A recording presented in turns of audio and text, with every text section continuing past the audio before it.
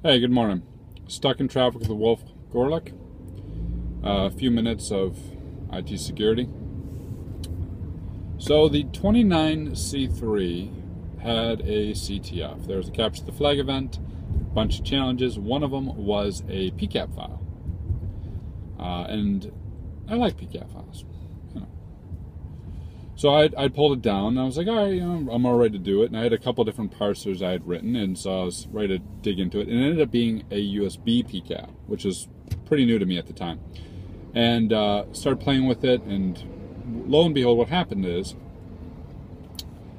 they plugged in a camera. I think it was a Casio camera. Mounted the file system. This is in Linux.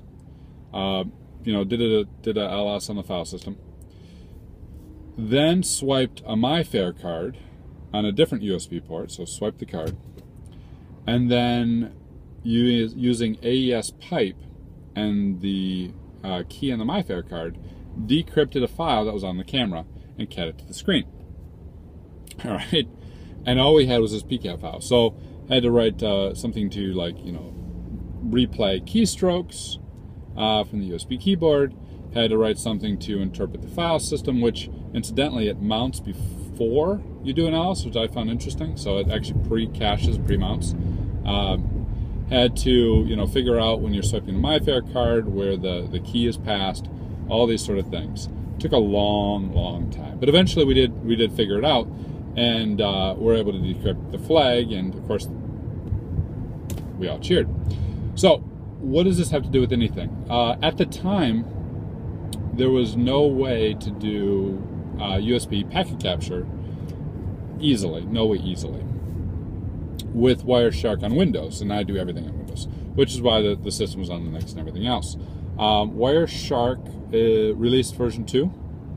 Wireshark version 2 comes with USB cap. And Wireshark version 2, USB cap, of course, can now capture packets right off that USB wire. So think about what that means for just a moment. That means that you can replay keystrokes, you can look at file systems, you can look at remote storage, all the things that I was able to do in a CTF, right? With nothing but a PCAP file, able to grab a file and decrypt it out of that dump, you can now do right within Wireshark. And that's pretty intense, right? That's pretty legit. We had a penetration test a little bit ago on a point of sale system, and one of the things we did was we captured packets off the USB, right?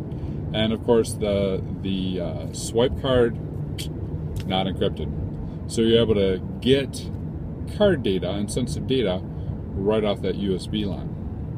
So just something to think about whenever there's a USB port now. Throw on Wireshark, play with it, see what kind of data is being transmitted. Of course, you do need to have an understanding of the USB and maybe write a parser or something, but it's pretty powerful. And for things like point of sales, where you're swiping cards, or encrypted cards like MyFair or proxy cards, I think you'd be surprised at just how much data you can get off the wire. Have a good one, guys.